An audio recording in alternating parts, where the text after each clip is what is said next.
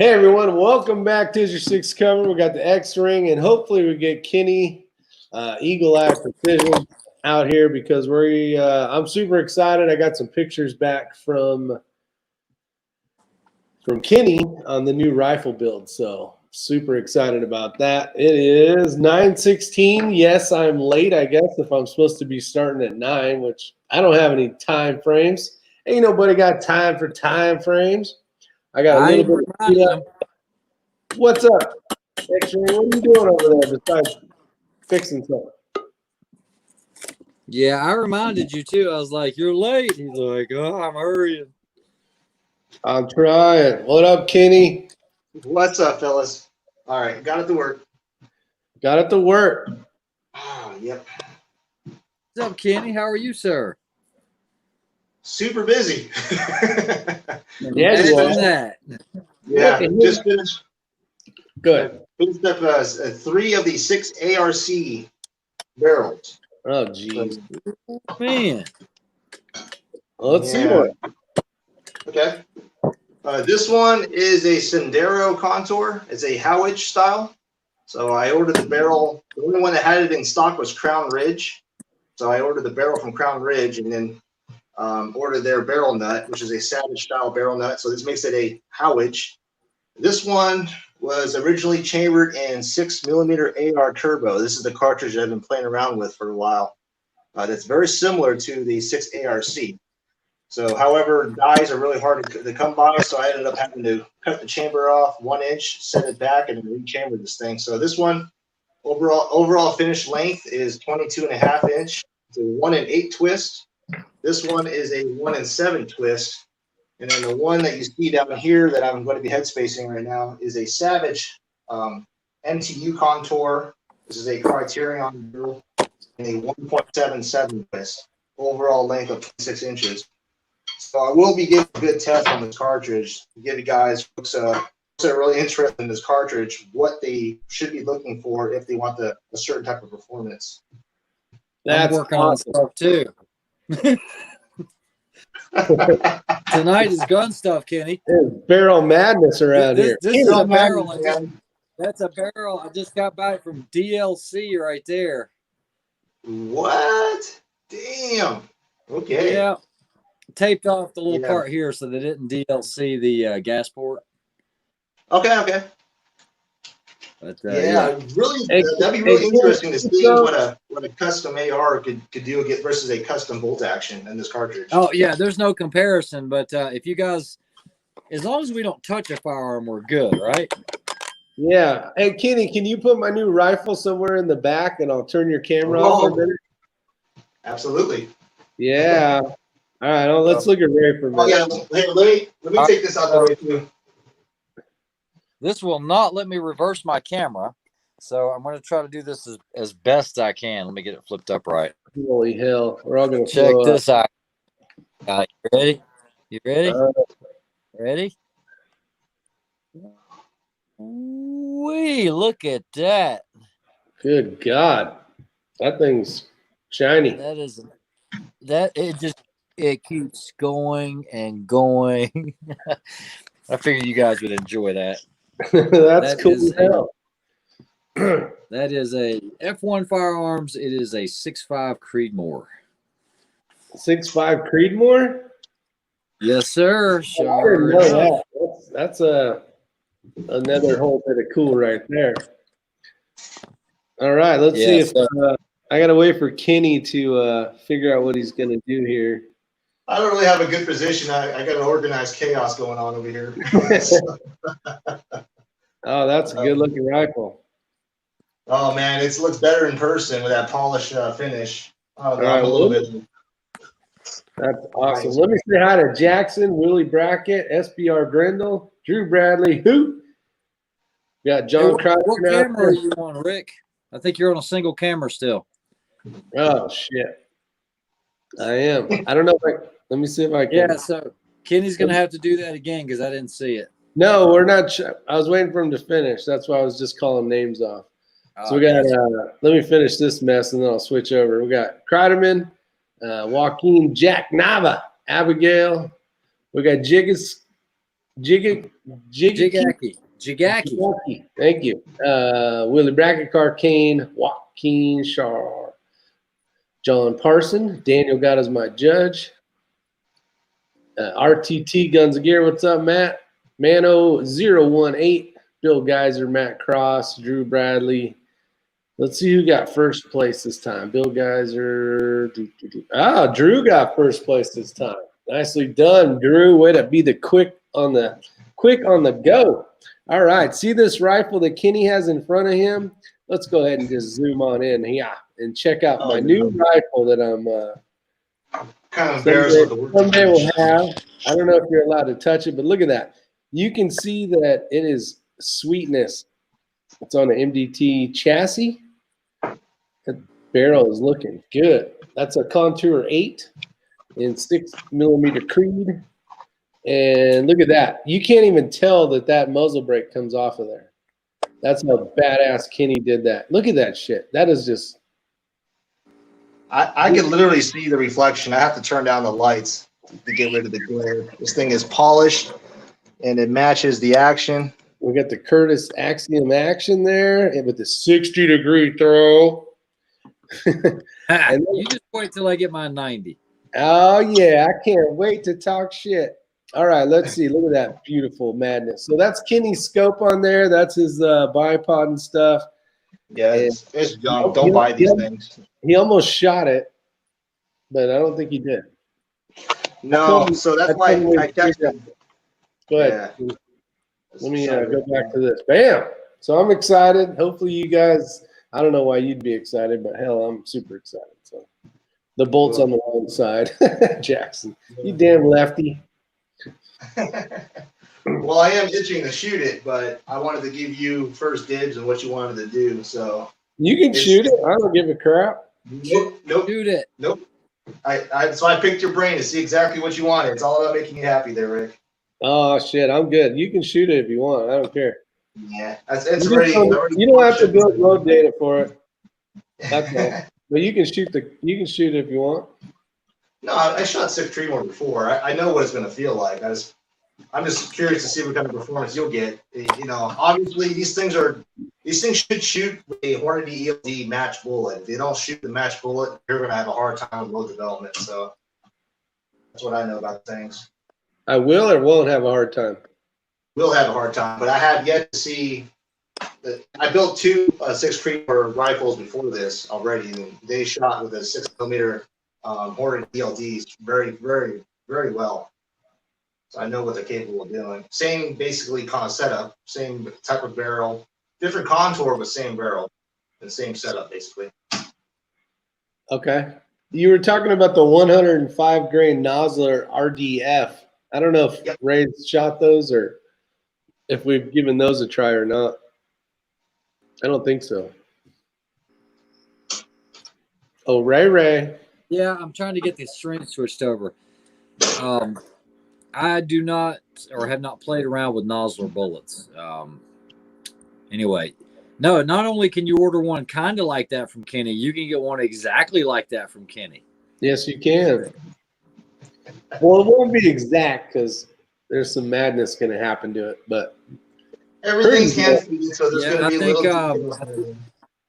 Pretty damn close, though. Hey, so when is that Deviant action supposed to be hitting the Defiance? So I called them. They haven't called me back yet.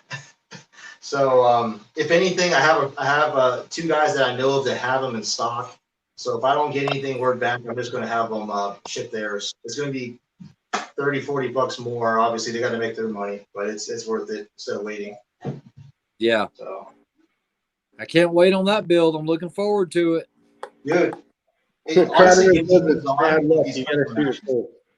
Yeah. No, what's bad luck is when you go all the way to Utah to shoot a match and your mags don't work. That's bad luck. Dude. Oh, you should tell them about the mags on these things. Say it one more time. You should tell folks about the mags, what we found out today with the mags. Oh, so yeah, I can do that. So originally I wanted metal steel mags for that rifle there. And then Kenny, when he was getting ready to order, he actually looked and under at the bottom, because I went and re-looked at it, Kenny. Basically, at the bottom of the page, it says that they do not work well with the Curtis Axiom. So we ended up going poly. But did you see those half metal, half poly mags that they're making? I did. So I was wondering about those, but I haven't seen any good reviews about them yet. I put an email in asking the question where you can ask questions. So hopefully I get an answer back, because I'd like to get some of those, because it has the window in it, which is cool.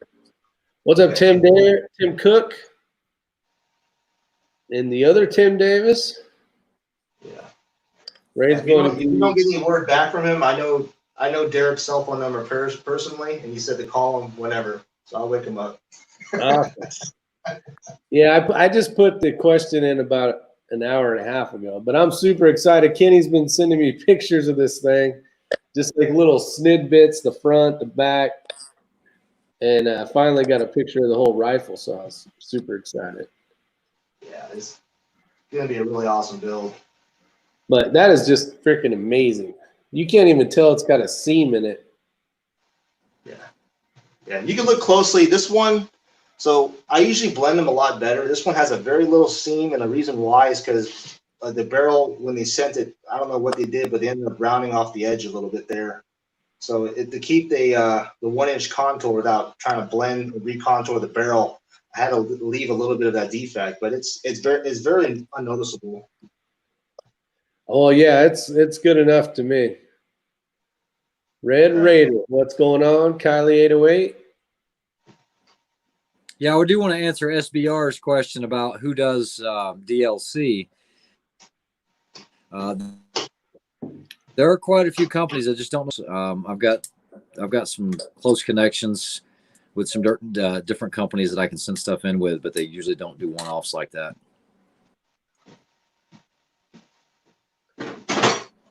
Thanks, Tim Cook. I appreciate that. Yeah, I'm super excited about it. I can't wait. Of course, I need to make. What's up, San Miguel? San Miguel's out there. What up? Uh-oh. Abigail's speaking, what is that? Russian? No, not Russian. German? Looks Swedish to me. Swedish? Or something. Dang it, I can't get my camera work. All right, we're good now. My new number one complaint are those freaking chamber coolers and electronic ear pro. Yep. Yeah, they're super loud in your ear if you're running electronic ear pro. I actually saw somebody with a pretty unique design. It was very intuitive. It didn't require any batteries. Well, all it was a Arctic ice box cooler and dry ice with a tube in it going right to the chamber. Oh, really? Yeah. Lasted all for a day. Actually, all 3 days. He just had a big block of dry ice and this, I think it was a Yale Arctic cooler, and just had a regular tube going right to the chamber. So the box had to be higher, right? No, just the pressure of the dry ice and its reaction was enough to push out its. Oh, wow. Okay. And all that. Yeah. Yeah, there was a guy running around in Utah that had not a bike pump, inflatable mattress pump where it had like probably 4D batteries or whatever it was. Oh yeah. And he ended up running that thing, but it was just annoying as hell listening to that thing. You know. Right. It's like the guy that shows up to camp. Yep. All right, so I told you I was going to get up with you and email you this, but at least you can see it now. So that's the Shooter's Matchbook. You guys will just have to bear for just a moment. When you open it up, the very first page is Safety and Rules Overview. Then you have your match timeline. After you do the timeline, it has the range officer commands, and then it talks about the map flow with the overhead layout like this, and it shows you where the stages are. Oh, awesome. Okay. And then once you do that, so like for stage 1, it says PRS skills stage 2 and then some. Start with a mag in, bolt back, starting position on the command of engage shooter, and choose any 4 positions on the barricade and engage a single 10-inch steel. But round count, 15 rounds. distance in yards, 10-inch circle, 400. That was that one position I was telling you about where you had 15 rounds from 15 different positions, but it was a static steel at 400 yards, 10 inches. That whole book breaks every stage up like that. That might be something you want to look at. Awesome. Yeah, I just need something to reference off of. Rick, do you know anything about what we're doing here, or what I'm doing? No, I don't have a clue. I'm in the dark. So out here, there is an awesome range called the 7 Mile Club, and the range is basically almost on the verge of shutting down. So did you say 7 Mile Club? Yeah, they have 7 miles square of territory basically that they could as a range, but unfortunately only goes out to 1,000 yards. But with that said, they're just very old school. They don't have any social media. They do a lot of IDPA matches and all that stuff. I've been on some of those, but they're about to shut down. So I gathered up all the FFLs here and came up with a solution to host a match, PRS match, and snipers comps and all that, and get those going and get people interested in long range shooting. There's just a big hype out here for long range shooting, but there's no place to go out and compete besides Peoria. Oh, okay. So you're gonna maybe start up a match and get everybody interested and kind of help promote the sport of long range. Absolutely. So we have 5 FFL brick and mortar shops out here. They're going to have an outstanding prize table. I mean, they're even giving away a SIG Legion, 226 Legion. Nice. The 320. Yeah, there's some high-end items. So we'll get those going and have a little competition. And it's mostly to promote folks getting into PRS. So it's going to be somewhat of a beginner course or intermediate style PRS shooting. And I was getting together with Ray, since he's obviously ran a couple matches, exactly what's the what to look for and how to set it up. Shit, maybe you can get Ray to go out there. I might even go out there. Yeah, I got who knows? All right, so let's see. I was gonna talk to Kenny. Oh no, there was a question about $5,000 US. Let's go ahead and break this down. It's not going to cost you that much. Even some of your best bolt guns are not going to cost quite that much. So you can get an action, a really, really high-end action. Let's say you just want to skip the Remington 700 and you want to go with a Curtis, or you want to go with a Deviant or an Impact Precision. Those are 3 really big ones. You're going to be able to get that for somewhere around $1,300-ish, right, Kenny? Somewhere in there? Yes, sir. About that. Yeah. Yeah. So about $1,300. Then you should be able to get a barrel.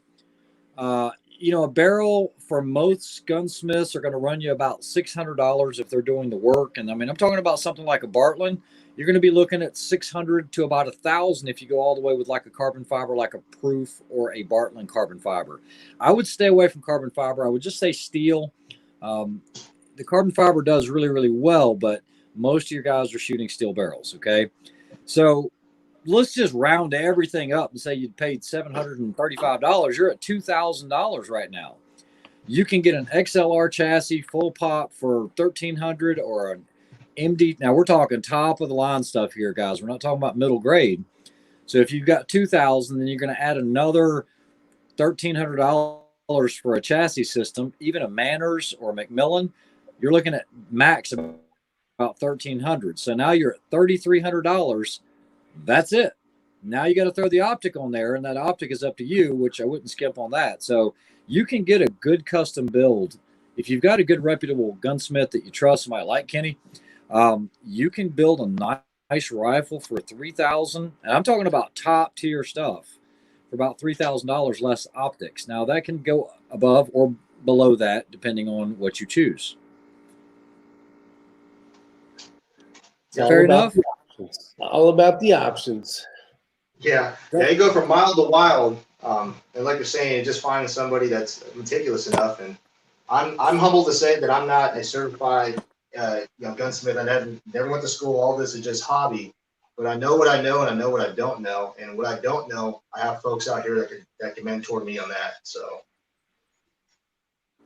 yeah, I can tell you what I've seen in those pictures, man. It's looking sharp. It's looking sharp. Yeah, Proderman asked to see this thing again, so I'm going to go ahead and appease him. So I've got a review coming up. It is an F1 firearms, guys. It is, now this is high end, and it is in 6.5 Creedmoor. So I'm going to let you guys look at this. I'm not going to be able to reverse the camera, but it does have a Luth AR stock. This will be coming up in a review shortly. It's got the Raptor charging handle. It has this sick paint job, okay? Nice. You can also see it has the rose gold bolt carrier group. It has all been machined out, lightweight, billet aluminum. Look at where they hand wrap the grip. Now we're going on to the handguard, and like I said, guys, this barrel just goes on and on and on. I think this is about a 26-incher maybe. But yeah, that's going to be one heck of a gas gun and heck of a review. So looking forward to doing that review here shortly. Thomas says, you made me upgrade my wish list. How often do you get frustrated with Ray, Rick? Every day. Hashtag still a dick. Be honest. Come on. Oh, no. For the most part, it's all fun and games. I got to turn this back to normal here. There we go. And you know what? We all have our bad days. We all have our good days. For the most part, Ray is usually a dick. No. No, touche. He's a good dude to hang out with. So other than that, always fun and games for sure. I did fix that Staccato P Duo today. You did it over?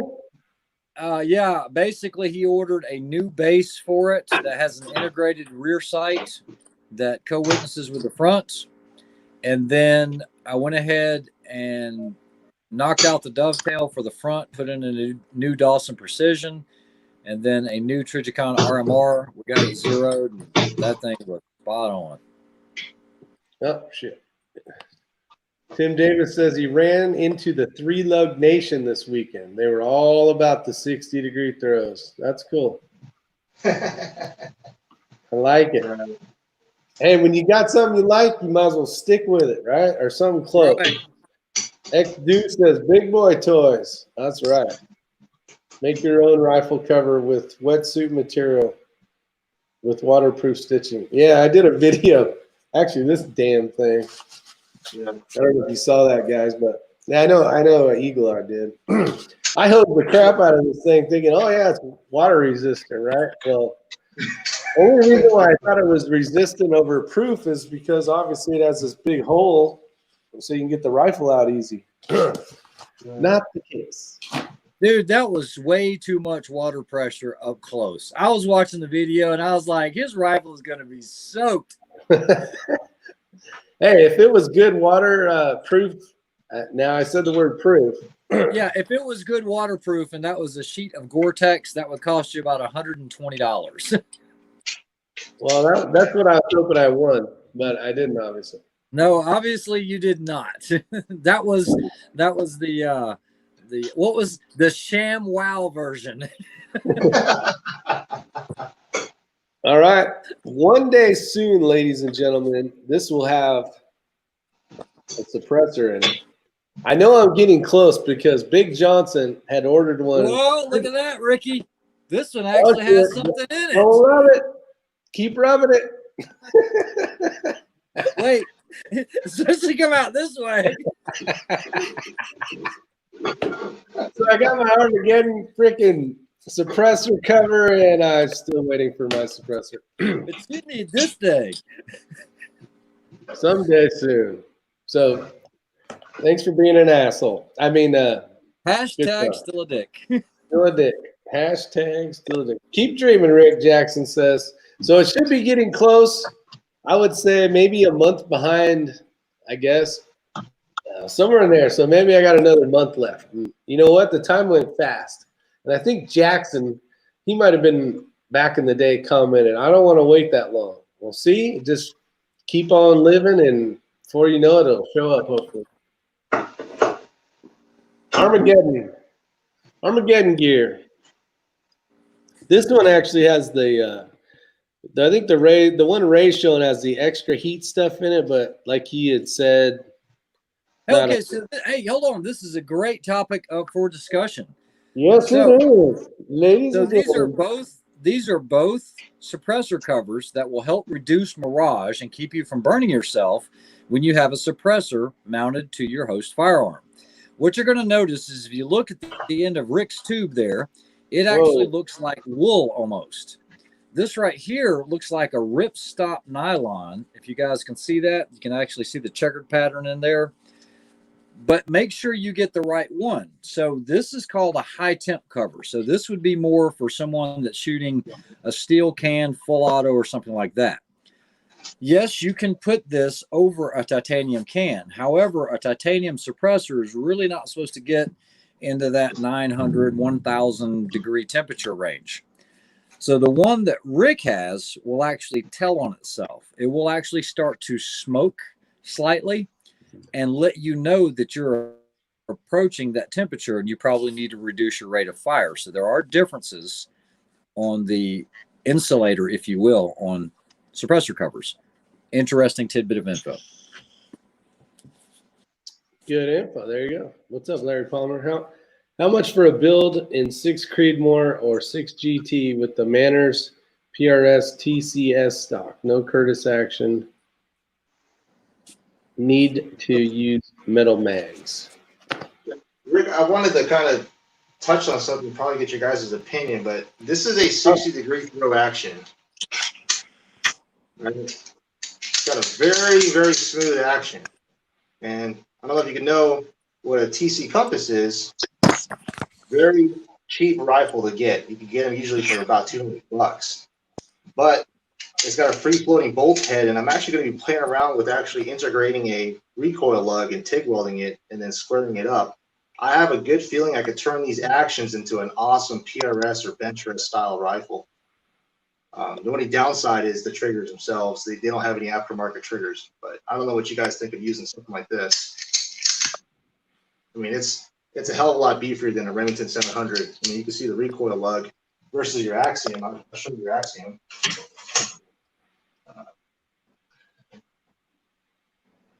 Oh, come on. Obviously, oh yeah. Fresh new. Can't even get the recoil lug out. It's already broken. So, I don't know if you can see the thickness on the recoil lugs, or the actual bolt itself. Yeah, it So looks a little deeper. Yeah, you got more meat on there. And the good thing about this action, if folks don't know, the TC Compass utilizes 3 lug bolt, but the cool thing is the threads tenon themselves are the same thing as a Remington 700, minus the bolt relief. So folks that are making barrels for the Axiom action are just omitting the bolt recess. So that means you could get a Savage or Remington style barrel and slap it onto the TC Compass action itself. And one thing that I found out on these actions, putting it on the actual lathe and indicating it, is that they're actually very well built. They're very square already. I've had 3 of these apart already, and they're all running about 2,000 to 3,000 on run out only. Nice. What is up, Yeah. SoCal? I was asking about you yesterday. Oh, SoCal, this is for you, real quick. Everybody else has seen it.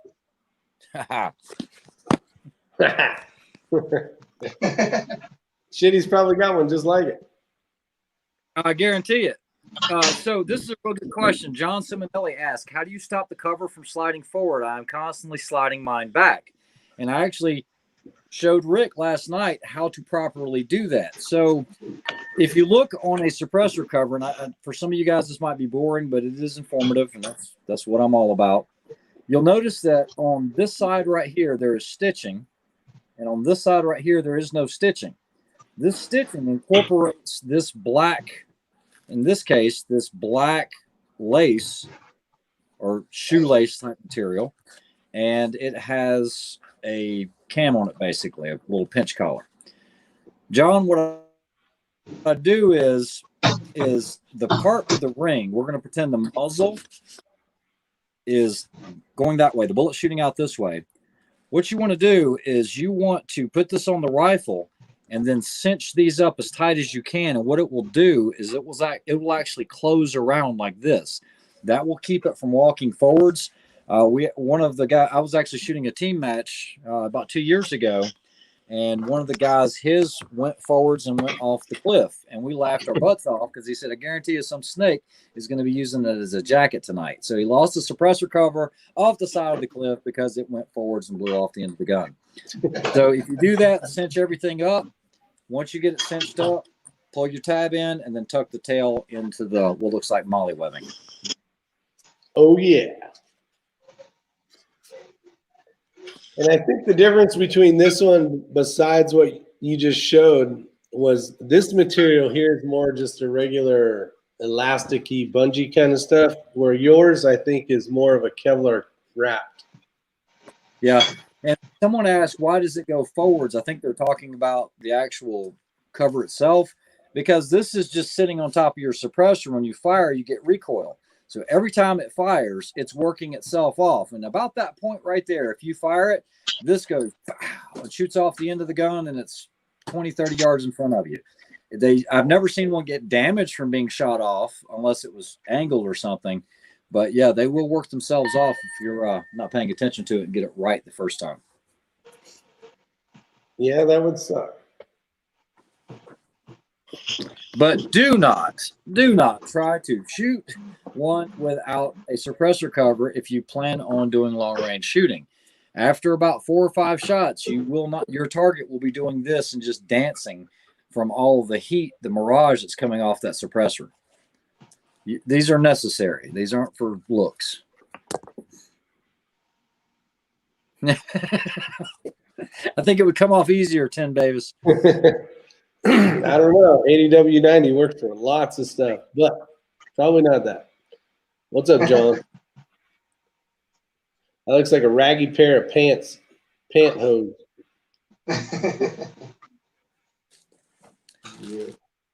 So what are you working on right now, Kenny? I'm going to talk about this really quickly if you guys don't mind.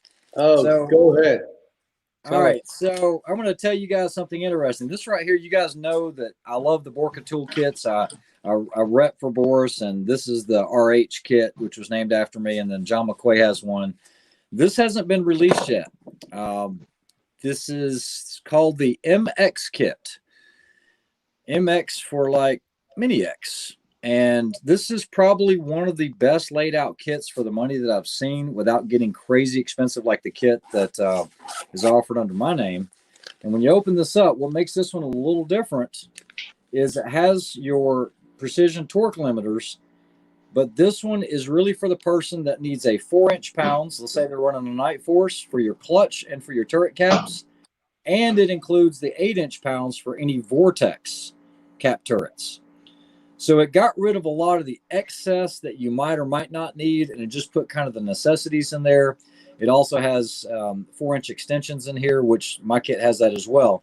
But this hasn't even hit the market yet. It'll be released probably sometime this week, and it will be called the BTK or Precision, the Borka Torque Kit MX model. Just so you guys saw that. That's awesome.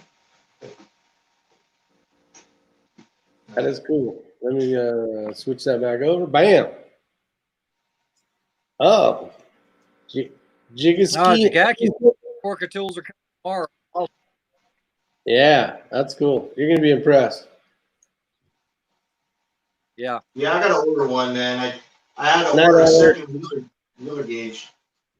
By Otter. Which rifle you working on? You who was that? Who was that masked man? It was Raider, Red Raider. I think he aren't you working on a rifle for him as well? Yep. I actually since he's on here, his barrel is this one actually for the Howa. Nice. Awesome. Yep. Howage barrel. So it's using a Savage wrench. You can basically buy these dime a dozen on Amazon, $12. Uses a Savage style barrel wrench. Makes it something called a Howage. Now, I'm working with a good friend of mine that has a CNC, and we're going to be actually making our own barrel nuts, because the one thing that you can't see online is the fact that these barrel nuts that manufacturers are making do not clear a 1.25 breach, meaning the typical contours that you buy, like the one you have here, the nut won't go over it. So you have to basically contour the barrel, which is a pain in the ass if you have a proper machine for it. Well, show Red Raider his barrel up close. I'll zoom in for you. Okay. Because I know how exciting it is to see your own. Yeah, it's a typical polish. This is a Sendero Contour. This is a Excalibur, a barrel that I ordered from Crown Ridge Barrels, and I also ordered their barrel nut. So it's specifically contoured to them. They designed the barrel nut around it. It's a 1.7 twist and a 5R rifling. Now I have this one. I have comparing this barrel versus mine. This is a 3R rifle, 1.77 twist. So I've been doing a lot of research, and I think the 1.7 is probably the way to go for heavies. Overall finished length on this thing is a 26.5, or sorry, 24.5 is what it is, and this is a 26.5. So this is the only one you had in stock to keep that price point, and we'll work on your stock. So what the caliber? That's the arc. Yep, 6 ARC. I just rechambered this one. I can show you the crown. Now, I did a recessed crown. I usually do a 90-degree crown, but most folks, they take it out hunting or whatever to protect the crown of the barrel. I just did a typical recess with 11-degree on there. But your rifle and most of the rifles that I build for precision are completely 90-degree, which basically all it is. It's a face-off, very slow, and then I just break off the edge with a deburr tool. That's a 35-degree deburr tool. Awesome. Well, congratulations, Red Raider, reloading. Looks like you're on the way to getting your rifle done. Yeah, John Kratterman, you do have one. I know you were asking just a minute ago.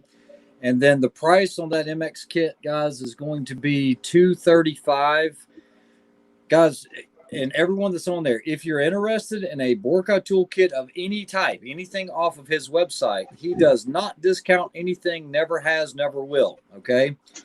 You cannot go through any like Midway or Brownells or anything like that. He only deals direct now. But if you are wanting one, I can offer you 7.5% off. I'm not getting anything from it. All I have to do is you just email me your name and I forward that to him. And because of the relationship we've got, it'll give you guys 7.5% off of your total bill. So that's how that works. There is no discount code. There's no coupon code or anything like that. That's the cheapest you'll ever get that kit for. Yeah, unless your buddy sells one and he's drunk and he gives it to you for half price. Correct. And guys, it really is for the true professional. You know, there's guys that use Craftsman tool. There's guys that use Snap-on tools. They both do the exact same thing. It just depends on how much you're using it. And the Borka toolkit, honestly, it really is a professional grade field use tool. That's all I can really tell you about it. And high-end tools cost money. One other question I want to address really quickly is Jakaki asked me about the SOCOM Auto and what blade type. You've got a Tonto style, which a lot of people love the way that looks, but it's absolutely horrible for everyday use, in my opinion. And the reason is, if you're a hard user of your knives, you have two angles that have to be sharpened, the main edge and then the bevel of the actual Tonto. It is really hard to make that transition unless you have a professional knife sharpener. So go with something that's like a clip point or a drop point, and you'll be happy with it. Some people call them different things, but clip point, drop point, you order that, you'll be fine. The Tonto looks good, but it's just harder to sharpen and maintain over time. Hey, Kenny, I got a question for you. I can send you a barrel, well, it's a whole rifle basically, to thread for a suppressor, right? Yeah, that's easily done. Okay.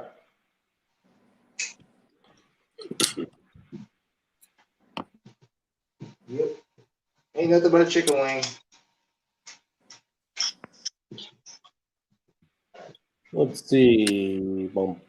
That's a question. HRM, weapons machinist. Anyone crown a barrel with a paletted counter bore tool? I have. I have one of those tools, and yeah. I don't know if it's just because I got it used, but did not like the finish on it. Not clean. Yeah, it's just you know, just looking at it, it's scored up. It looked brand new when I got it. It just been sat around for a while, so I dust off the rust on it. But I don't like the angle that it put on there, and the way it inspecting it with a microscope, the actual angle on the lands and grooves weren't really that good. You can see it's not even at all. So it's going to affect accuracy quite a bit, but that's just the tool I got. I haven't bought a brand new, so I'm just going to put that out there to use. Am I putting a can on my Red Ryder? No, I got a few rifles that I got a 17 HMR and I have a couple 22 mags that I'd like to get done. Okay. Yeah, as long as it's got enough meat on there. Yeah, I know one does for sure. It's a bull barrel, but the other two I'll have to put the calibers on them. Yeah, I got to look up. So my mentor, the guy that retired, he has the specs of how much meat you should have around the bore, just for safety reasons. So as long as it has that, I'll follow that guide. You can thread it. So you're saying duct tape's probably not going to work then? Nah, I don't think duct tape will work. JB Weld? JB Weld, there you go. I like it. Beef that baby up. You know, okay, so I saw some people ask some questions about Ear Pro. I think that's a really good topic to maybe talk about if you guys want to spend the time to talk about it. I've got a huge selection of Ear Pro we can actually discuss, and I'll talk about some of the advantages and disadvantages of one over the other. What kind of Ear Pro do you use, Rick? It depends. It depends. During that match, I shot fitted Ear Pro, you know, the fit ones, and then usually I have a MSAs, and then I also have the Howard lights. Okay. Kenny?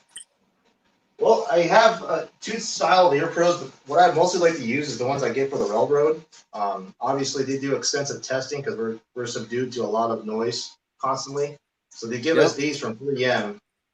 Even though they're cheap, I pick them up for free. They work very well. But isn't that the one? Isn't 3M the company in the lawsuit with the military right now? Yes. So they gave us these two. And if you ever worked in something called a hump yard or classification yard on the railroad, that's all the screeching and stuff. They have these what they call retarders, and what it does, it slows down the cars as they kick them down and sort them out. Anyways, that noise is so loud. These things work phenomenal. For electronics, I'm using a cod weld, typical cod weld you can buy at a Bass Pro Shop. Electronics, they seem to work, but they kind of get in the way with a cheap weld. Gotcha. All right, let me grab a couple while Rick's gone. Give me just a second. Give me about 30 seconds. Awesome. Yeah. Well, you know, that's kind of a good topic. Is it obviously if you're in a team or team sniper match, you want to be able to hear your partner. So I think electronic Ear Pro is a must. And I like to see what folks use and what they recommend. Okay, so I'm back. Now, 99% of the time, if I am shooting a match, I'm going to be using these. These are by a company called EAR Inc. Custom Hearing. I think they've been around since like the 50s or so. There's the number for them right there. I'm not affiliated with them in any way. But I actually have a few pairs of these. You guys usually see me with these. I did these in orange. And these aren't the cheap ones that you get at the gun show. It's a very similar process. But in order to get it done and done right, you got to have about 30 to 45 minutes. And what they're going to do is insert something stupid deep into your ear canal. It makes you want to puke. And that's the stopper. And they'll inject the mixture in there. And then do another foam. Put the core in there and they'll wait, and then they'll pull those out as they're setting up. They do last. This one's from 2014 is when I had these made. These are the exact same company, Ear Inc. And they give you a bunch of different options. You can have baffles installed because these work so well. The decibel reduction rating on these can be upwards of 38 to 39 decibels of reduction. And guys, that is huge. However, you're going to lose almost all of your situational awareness. It's going to be hard for you to hear ROs. If you're shooting anything with a muzzle brake, or if you're ROing and you're going to be around muzzle brakes, these are tough to beat or anything like this. When it's really bad, sometimes I'll double muff while I'm ROing with these underneath, and then I'll take those off when I'm talking. But they offer these with what they call baffles, and baffles reduce the decibel reduction to where it's actually a little louder so that you can actually hear the RO. Well, that's kind of counterintuitive to what I'm looking for when I'm looking for the utmost in hearing protection. They also offer upgrades where they can do electronics inside of these, but now you're looking at about $1,000 per ear. Okay.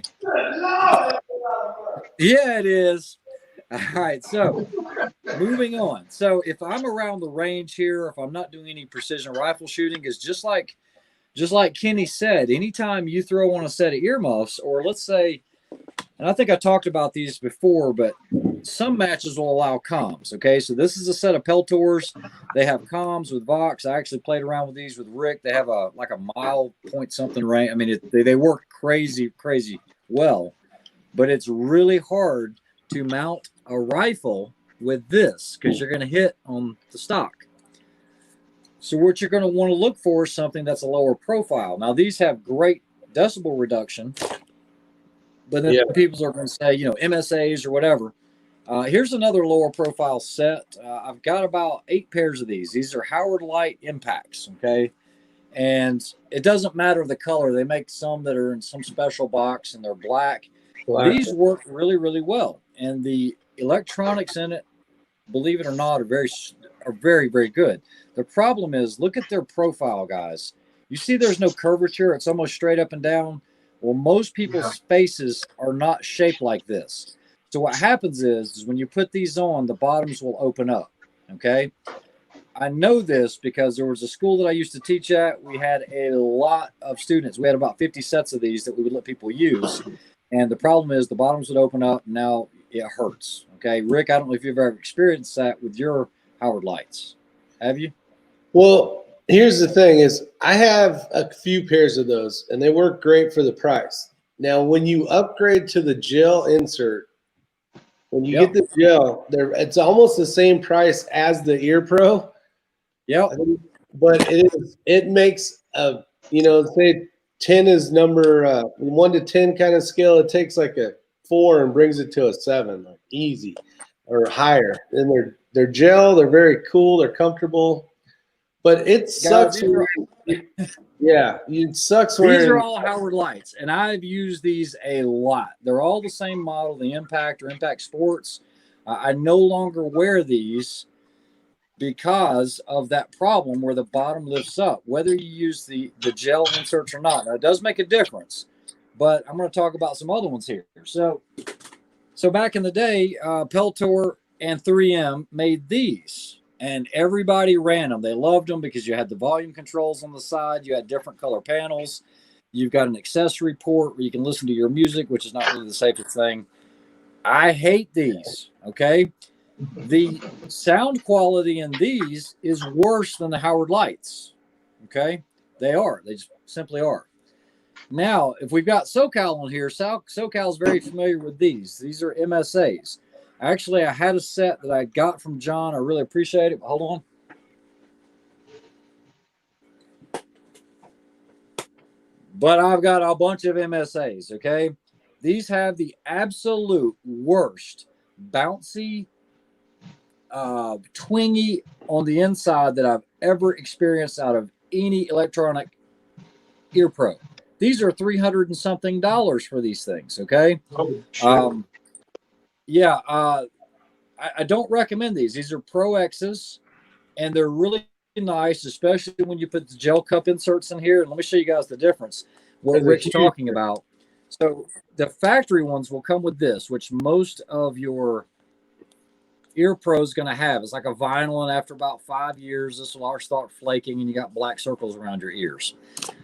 Truth, that's just the way it works. These gel inserts, if you see this, guys, this stuff right here is almost like silicone, okay? And you'll see that there's a gap here that has a void. And when you put these on, they feel amazing. John and I actually had a discussion about what that actually feels like. But this right here is just freaking amazing. I mean, this is like, this is better than Charmin.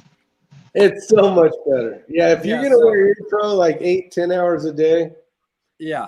I mean, you All right. gotta buy a pair of the gel. So You now gotta we're going to be get to the jealous. part where you guys call BS on it.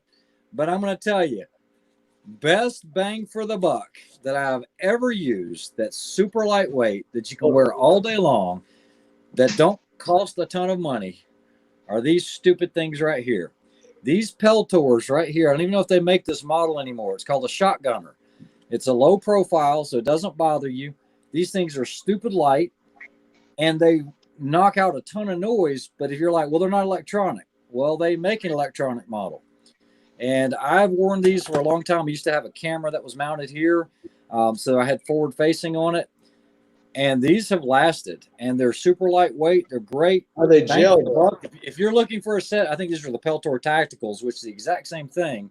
And they might have upgraded it. But guys, that is my synopsis on this. And I take my hearing very seriously.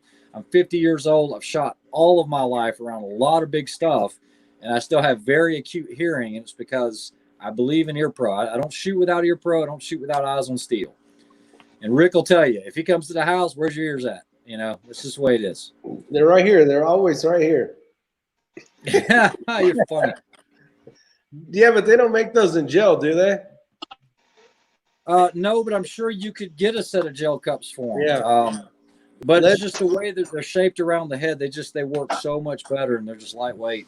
And if you live in a set of ears, and I know what Lead Bullets is talking about, you put on a set of thick sunglasses. Be careful of getting something like Oakley's that have, 1 inch wide ear temples here, because that's going to keep it from sealing up against your head, especially on your profile of your face.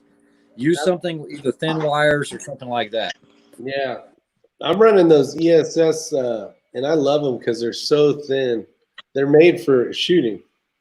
Yeah. So it works out good.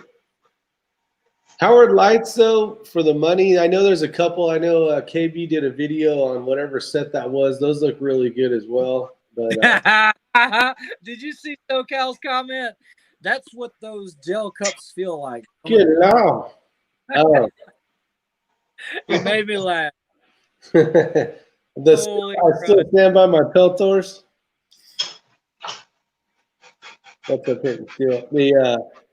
I don't know, man. If they got gel in them, they're 10 times better than when they don't, for sure. All right. Having sharks out there. Dun dun dun dun. I'm going through the talk about the kitchen. Holy crap. I was over at Rick's last night, and he was hungry, and he grabs this big old bag of shrimp, 2 pounds of it. And I tell you what, Cal, you'd have been jealous, because he whipped up this dish. We had shrimp scampi stir fryer / pat of butter and everything. We almost went live on it. I It was know. an awesome dinner. Yeah, he's like Ray. You guys don't know Ray. He's not a chef at all. I mean, I like, do not cook. at all. None. Period. Zero. Zero. I can boil an egg. You can't work in the fire service unless your ass knows how to cook. So you gotta at least have a few recipes. So I made it to battalion chief so far. So I did my time in the kitchen. I used to have to cook for like 16 people on my cook day. The cook day was your 3rd day. Hey, Kenny can back this up, and I know this for a fact. My extent of cooking, and I'll tell you, and I could eat it all day long. You give me some Spam and white rice, I'm good to go. That's all you need, right? Yeah, Spam, dude, that's a delicacy, man, in the Asian culture. Spam, guys- I know You guys the are worst drinking. for you. Knock that shit off. Don't even talk about Spam. That is an emergency canned ration for like when shit hits But it's the damn good in the morning with a cup of coffee. +5 says Chef Boyar Rick. What's the antenna for, Ray? That's right. What antenna? What antenna? Maybe on your your headset? I don't know. I don't know. I don't know which antenna. If he's talking about this one, it's a comm unit. But up here, that's actually a water line. Oh, gotcha. Not for the house. It's for a refrigerator filter. Why has it got to be white rice? Matt says. Look at that, even +5. See, all of us that are like, what's the Oh, word that's your for it? ball, Saki. Asian descent, or Filipino, Korean, man, Spam. That's a delicacy. I'm telling you. So how was my stir-fried rice then? Like, I did all right for being non-Asian, making Asian food, right? Well, Rick, you got to see how well we look. Look at our, obviously, Ray's looking great at his age. I mean, we're all fit, right? There's got to be a reason. I'm telling you, Spam and white rice. That's it. How could a billion Asians be wrong, over right? here, his ass can be, he eats donuts all day long. He's still thin, so something works. A little bit of tapeworm in the rice. It's all right. Yep, there you go. Whatever it takes, man. Whatever. Why has it got to be? Oh, look at that. We got Shibal-Siki in here. He's Korean. I know. He showed up right at the right rice, the staple of life. You got to bring out the rooftop Koreans pretty soon, man. Hey, Shibal, that's my new rifle right there. Kenny's got to his left that he's touching. That it's not supposed to be. Oh, sorry, Rick. It's not a firearm. That's just an airsoft. It's a replica. Hey, fried spam and eggs. Joaquin says. That's it. Yeah, this is what I want to know right here. John's got the answer to this shit. You all know what's in spam, don't you? I don't. It's I don't edible. even like. I'm not even a big ham fan. Let alone edible. Hey, you can hide anything with soy sauce and salt, man. I'm telling you. That's right. All right. Kenny's gonna get me demonetized over here, so we got that going. I'm a white guy who speaks 4 different Oriental languages. Damn, Drew's got the shit down. Look at that. By accident, and then she left me. All right. Green eggs and spam. I am. DW says. All the shit you can't sell in a clear package. Yep. Spam, animal parts. Well, so are hot dogs and hamburgers and steak, animal parts. Yeah, look at Shibal-Seki says, congrats on the new rifle. I hope you'll do rattle can spam themed paint job. Oh, man, he got Jackie Chan on there. Is that Jackie Chan? It looks like Jackie Chan. It looks like a young Jackie Chan. Yeah. Let's see. Chris Miners, what's going on? Man's got to eat. A man's got to eat. Animal parts. Yeah, animal parts taste good. I forgot. Todd Elfster was doing a live premiere tonight. And he just commented. He goes, how can you be doing that when he's got a premiere going on? I know. I was just on there, too. There was a premiere going on when he did that? Oh, I feel jacked up now. Oh, yeah. I felt like a butt the other night when I tried to go live with my potato cam, and Rick is going live out of his car coming back into Charlotte. I didn't know. You didn't know. It's all good, man. And more people watch your ass than me any day, all day long. We got a lot of people in here, though. We got 78 people. I appreciate everybody showing up. If you haven't commented yet, please comment so we can say hi. We got Combat Gaming out there. It's got a Strike Eagle 5-25. Nice. 6mm Creedmoor, baby. I like it. Go. If I knew 4 different Oriental languages, my woman friend count would definitely go up. You go get him, Chico. You get him, Chico. Get you hooked up. Ray, I wasn't sure. Did you ever share the info that you found when you went to that PRS match, the kind of velocities folks were running? I don't know if I shared that, but a lot of the pros that I spoke with, what really surprised me, guys, because you remember when I got the 6mm Creedmoor, I wasn't satisfied with the factory velocities of the 6mm Creedmoor and the Hornady. And the reason I wasn't satisfied is Rick and I went out to the range. I took some Hornady ELD 147 and the 6.5 Creedmoor, and we had a good wind that day. And what I was looking at was what the drift was at 700 yards.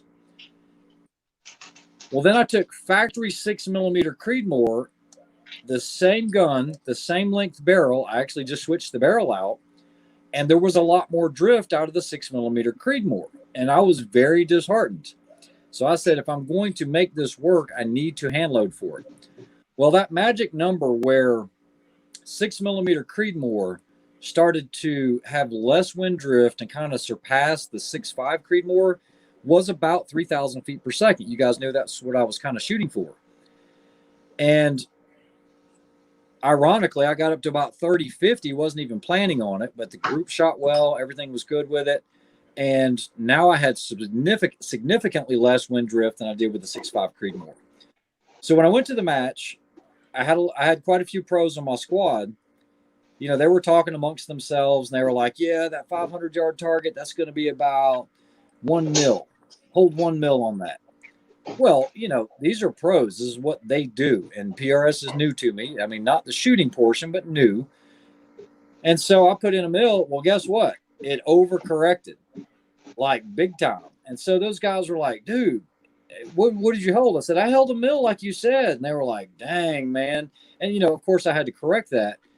But they said, what's your velocity? I said, about 30, 50. And they said, oh, man, we're not running anything near that. We're running around 2,900 feet per second.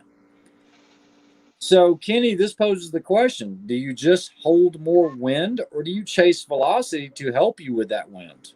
We know it's going to move, but you want it to move less.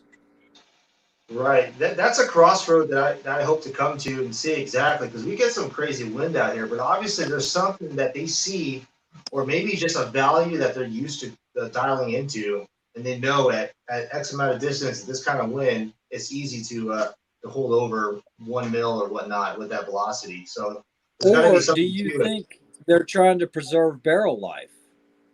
Ooh, that's a good question. Yeah, it gets expensive. Like you said, $600 for a custom barrel, and you're shooting 100 rounds with a short amount of period of time. You could burn a barrel out really fast. So now, I was talking to Matt Pearson. He was saying that Bartman just came out with a new, whatever the a steel barrel is, right? But it's made from a different material, a hardness, and they're getting about twice as many rounds. So like around 3,000 to 3,500 with the Creedmoor on a barrel life.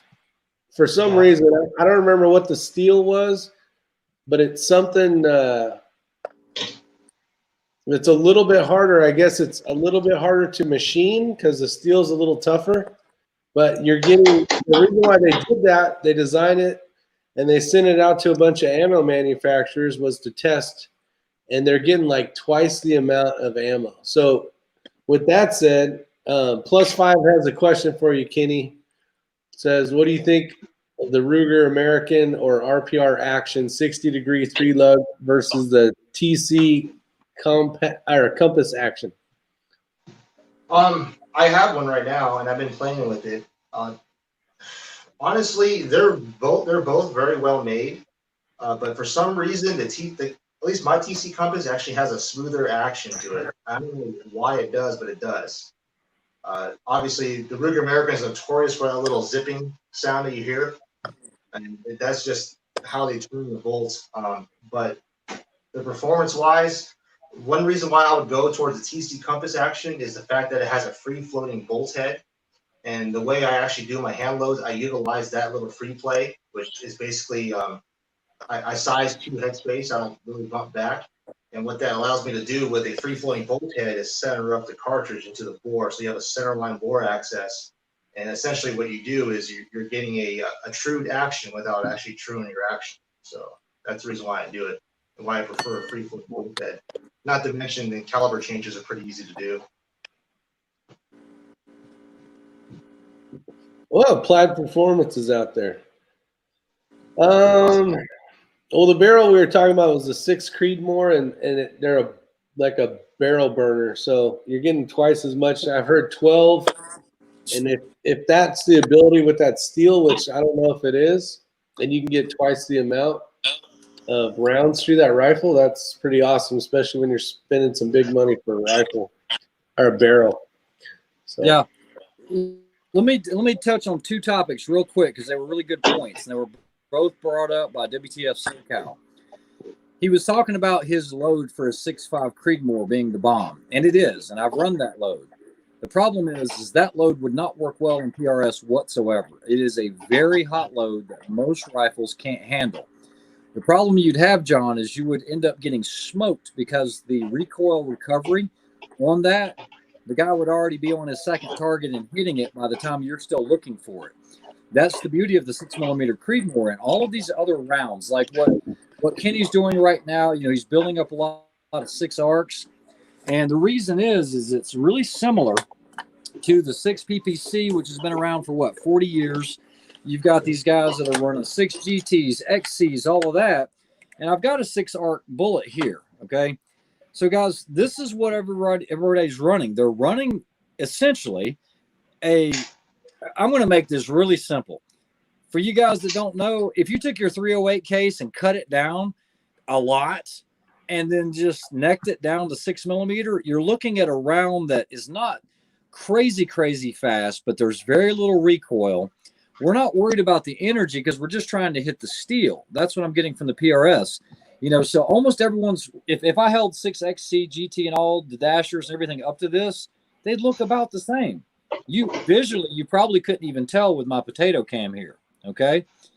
Isn't that right, Kenny? Yeah, that's exactly what the game is all about, is getting your shots on steel. I mean, obviously, what I've seen is guys are putting impacts and they're not even watching for an impact. They're putting another round in the chamber. We're going transition to target. Yeah, so that's what I learned from it. Another thing I learned is another comment that SoCal made, and these are great comments, by the way, is he said, you got a trimmer 3, dude, use it. This is what I learned. In sniper matches and the ruck matches, I use the absolute hell out of that trimmer 3, and I love it. The very first day of the Hornady PRC, I used my trimmer 3, and I did holdovers on almost everything, and I had really good hit ratios. But you still use it in conjunction with dialing wind. I had always been taught, don't dial wind, hold wind. That's what we've always done. However, when you are shooting and you know that for the next 10 stages, the wind is moving left to right. Rick can back me up because he knows this. It depends on what side of the mountain you're on. So if you've got 10 to 20 mile an hour winds left to right, help yourself get closer to that center line. And if they say, well, look, you already know the average is going to be about a mil left, go ahead and dial it in, because every single shot is going to be a minimum of about that mil before you even start off. So why be out here in your reticle further away from the center? So I learned something, and that was a lot of these pro shooters, what they'll do is they'll look at the size of the target and the distance, and they'll move for just enough wind so that it won't miss the target, but they can still help themselves by cheating the wind a little, if that makes sense.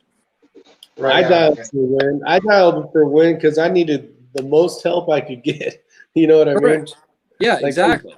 Now, the targets were basically the same thing with the same wind. It wasn't like I was shooting here and then having to go to another canyon.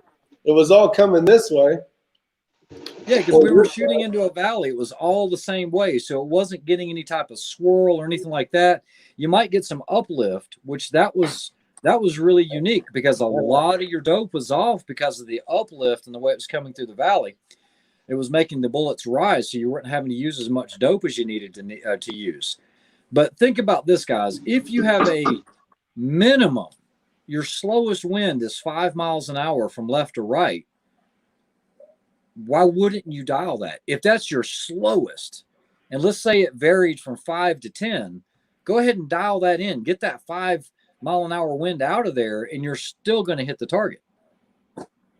That's what I learned. And depending on your reticle, if you dialed in for elevation, you may be on a line where you have the dot. You know what I mean? Like instead of the dot, now you have to kind of guess it. So it's like, bring it in there. I don't know if that makes sense, but Florida Bill, which he changed his name from before, but he went out and he ordered a Howa 1500 with a 24-inch barrel, the Nyko scope 6.5 Creedmoor. So hell yeah, buddy. Get out there and have some fun. What's up, Jerry Parker? Yeah, I've been playing with the Howas lately. Sorry, where's the else at? I sent him a text. He wanted to come on here and yell at me for. Hey, Kenny, have you ever seen a high polish JP barrel? A high polish, like a mirror finish? Yep, the JP Enterprise, JP rifles. No, it's usually kind of what they call a polished finish, but I've never seen a really high polish where you could actually see reflection. Un momento, por favor. Oh, what? This is factory? That means it's all custom. Talking about custom, look at that rifle. Get that shit in the mail. Let's go. I want to shoot that son of a bitch. Yeah, dude. I can't wait to see what you can do with this thing, man. You'll see, like seeing it in person and actually seeing it fit inside the ACC chassis. You literally have, I say, roughly a 1/4 inch barrel that you could put in there. So it's got a really thick ass barrel. It weighs 18.6 pounds as it sits right now. So it's a pretty heavy barrel. I can't wait to just rattle can the shit out of that thing. Dude, and I tell people that all the time. If you're going to put it in competition, and you can force Cerakote, you're going to scratch it up. So you're going to get your $300 Cerakote job all dinged up. Might as well just rattle can the hell out of it. No, my plan is to do the chassis a little bit, screw around with it a little bit, have some fun, but not that beautiful polish. Well, I did tell you that I had hydro dip ready to go. I've reserved your unicorns and lucky charms hydro dip just in case you wanted to do something. I appreciate it. Spam. That's what you need. Spam. All right. So for those that aren't familiar with JP rifles, I've been shooting their rifles for a long time. They make some of the best ARs. I mean, even their bolt guns are good now because they just got into that scene, but they do some unbelievable blending and really high polish. This is a JP super match, and it's going to look hazy in there, but look at the blending. You can't even tell where the muzzle break ends. I mean, it is that you really can't see the seam on it. But these have always been kind of my go-tos, these and Lancers. But I'm going to have to put JP above Lancer by a long shot, as much as I like the Lancers, because the JPs do tend to be heavy. They really do. Right. But they do have some incredible barrel work. That and the handguards are fat. Yeah, they are fat. Yeah. I'll show you my 308, and this is what I did for blending. It's set up just like Rick, so this is my 308. You can see the polish. I can't get the chat off. There we go. Yeah, I see it. Sexy. Yeah, so there's no seam in that one. Hold on. Boom. Oh, yeah. Good Lord, that's sexy. Yeah, so you really like that break, right? I like it because you could actually tune it to your rifle, and what I found that works really good is 15 to 18 thousandths overboard of the caliber. So if it's a 243, I just go 250, and it seems to work very well. I don't know. I've been having good luck with it, and that's what I stuck with for a while. And I'm always up to trying different things. Conservative Sniper Hunter says, "Why don't you try some Duracoat?" I don't know if I can text the link. Yeah. Let me try it here. Yeah, if you're not going to go with any type of DLC or DVD coating, the best coating, in my opinion, is Cerakote. There's been tests done time and time again, scratch test, durability test. If you can put Cerakote on right and prep it properly, it's going to last better than any other paint out there, in my opinion.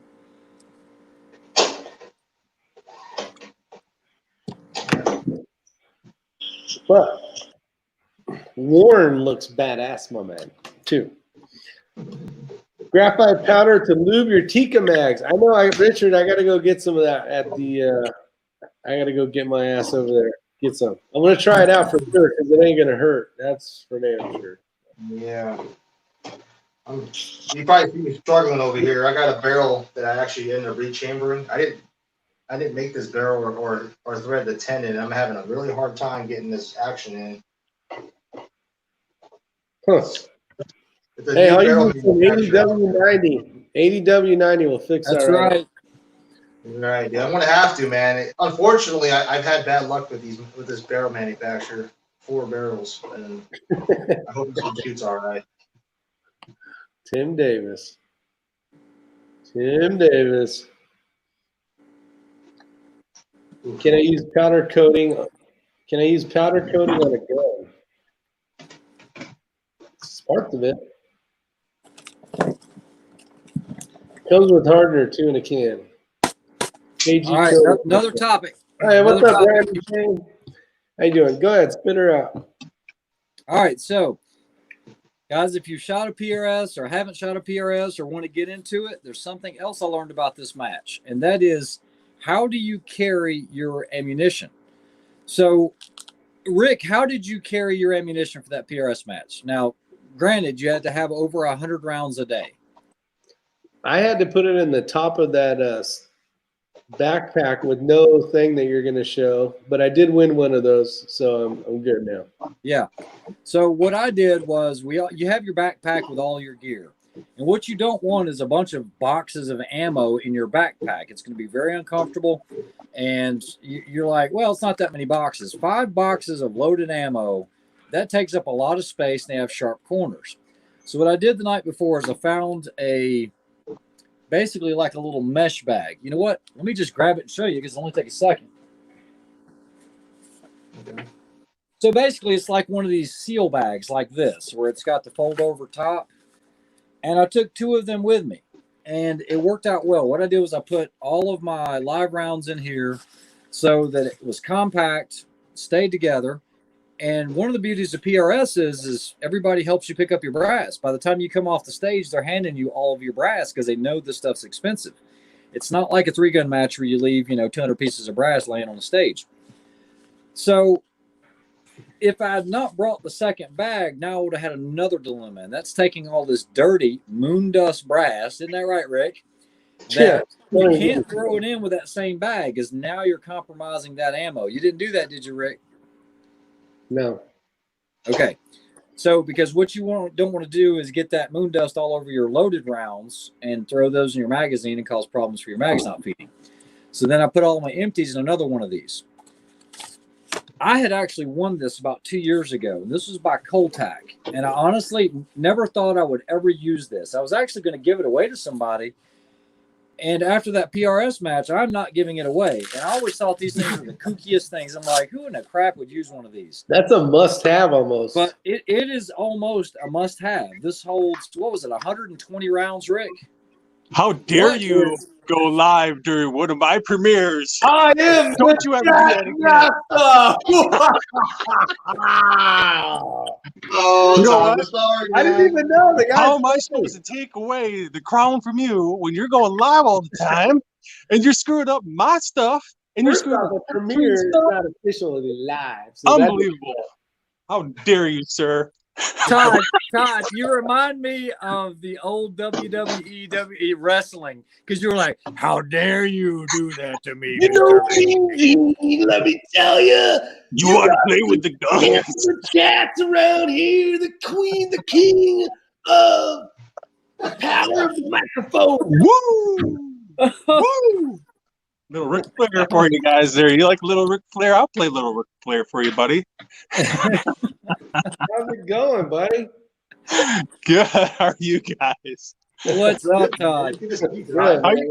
I've been doing this premiere, and then I'm like, oh, I'll bet money that Rick is going live right now. So I switch over his channel, and sure as shit, just like I own the day is long. What do you even call it? The airwaves. That's not what you call it. What the hell's it called? The airwaves? Doesn't matter. Yeah. At 9 o'clock to 2 in the morning is my time. Yeah. Oh my God! Sorry, I was interrupting. What the hell? What you were having to say there, X-Ring. So continue. I just had to chew out Rick. No, that was it. What I was saying is, if you ever see one of these and you plan on shooting a long-range match, these are invaluable to have in your bag, because this will hold 100 rounds, 120 rounds. So for the PRS match, you could actually have all your loaded stuff in here. It's pliable. It's still going to move even with the ammo in it. So, I try to keep an open mind and not just throw away stuff, but it was one of those I never thought I would use it. And it would be very beneficial at a PRS match. Does that seal up so the dust doesn't get in there, X-Ring? You're going to have open sides, but you got to remember your clean ammo, because you're going to carry a backpack, because you're going to have a way to carry your tripod, your water, and everything else. It does not seal.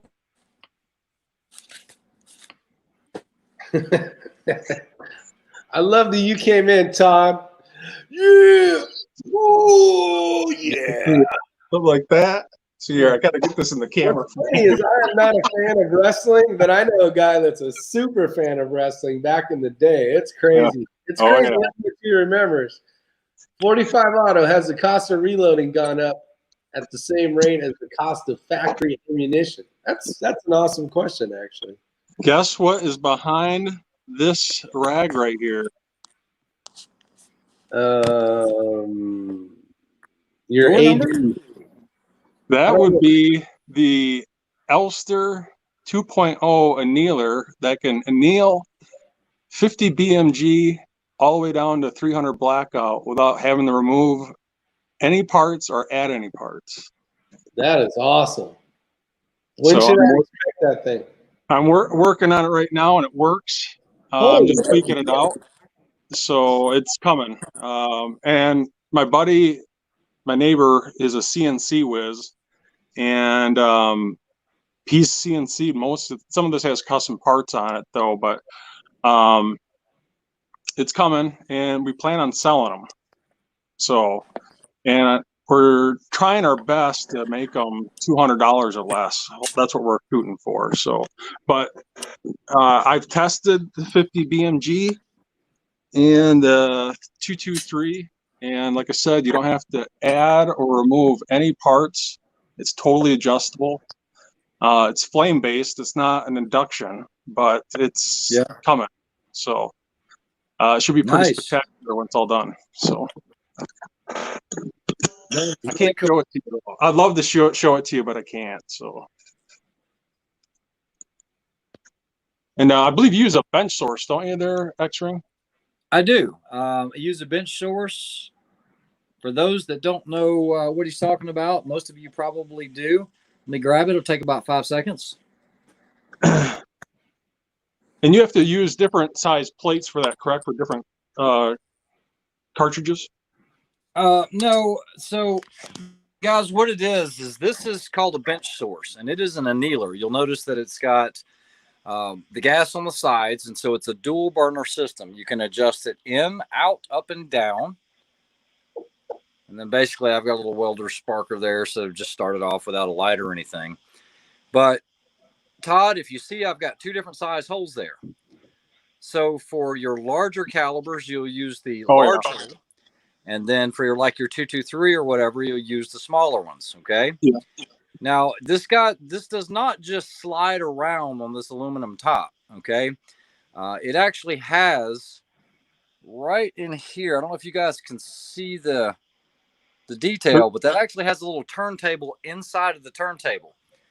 So what happens is it is rotating the brass as it's annealing it. So it's not just standing static and or jumping all over it. Go back to Todd. Give me a second. I've got the power supply right here, and I'll actually give you I'll show you what it's doing. Is it pouring at your house right now, Ray? No. Holy shit, it is. The sky is falling. I should go get my rain. I should see if this is waterproof again. Stupid ass thing. So just to show you, I don't know if I can flip around. I don't think I can, but I have the annealese. So here's the annealese. Nice. And that has a hopper on it. And then they got the good old Elster Gen 1. There it is, baby. Annealer. So that's the newest one. I missed it. But this is behind the curtain here is the 2.0 that, like I said, that can anneal and from the very smallest 300 blackout to 50 BMG. And I got the 50 BMG here. And I got a 223 that I've been testing and the 338 Lapua here. So these are the 3 that I've been testing on this, and it works. I'm just tweaking it out, but I just can't show it to you right now. I can't. I know. There's no way in hell I would give you gotta that kind of limelight. There's no way in hell. Get over to Todd Elster's Rifles and Reloading and check out the premiere. Whatever time. Do you know what time you're going to do it at? So I can set up my thing for a live chat. Oh, yeah, whatever. You son of a God. It's all right. I just nothing but love, man. So And someone had said, you know what, Todd's doing a premiere right now. I'm like, oh, I felt bad. I don't care. I didn't check. Yeah, just I gotta get a few more weeks off again so I can bring back that live crown. Yeah, you know what? I have the empty house till the 9th. The family's checking out colleges right now for my kids, and I had to work, so I just flew home instead. And it's going to be chat. It's going to be live chat madness going on. Oh my God! 10 more days, man. Jeez Maybe Louise! more than that. So it's going to be. Yeah, if you guys missed that premiere, I just did the PSA 6.5 Creedmoor with a 20-inch heavy barrel. Comes with adjustable gas block. The barrel's dimpled. I took the stock off, put the Luth MBA 3 stock on it, put the Magpul grip on it, and yeah, I got some pretty decent groups out of the gate with some cheap factory ammo, and I'm going to start low development here soon. So Awesome. I'll have to check it out. I'll go back and check it out for sure. it's long. It's very easy. I did a lot of bore scoping too, but that looks cool right there. All right, so guys, let's talk about what annealing is. Basically, every time you fire it, you are making your brass harder. You're work hardening it. So I stick my brass after every firing, especially using this Lapua now. Now, what I want you guys to notice is I've placed a Sharpie mark on one spot. As I rotate, you're going to see another one right here coming up. So there's 2 Sharpie marks. The reason I'm doing this is so you guys can see the rotation. Now, on the side of the bench source, you have a timer control, and then you have manual index. So if I lift up, you're going to see the turntable go 1 like that. And then if I go down, what I can do is automatic or the reverse of that actually. But I have the timer that controls it. So let's lift it up to start it. And right now, this is going to rotate about every 4 seconds is what I have it set for.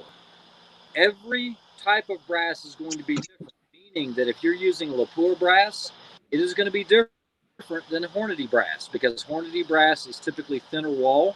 So you need to make sure you're doing this properly. So what you do is you load everything up in this carousel. Now, I'm doing this in low light so you guys can see it better. It is just see what happens here when it gets into the flame. Give it just a second. It's going to start rotating. Look for those lines right here. You see it rotating? It's like on a turntable. Now that is way over annealed. I like you burnt the shit out of that one.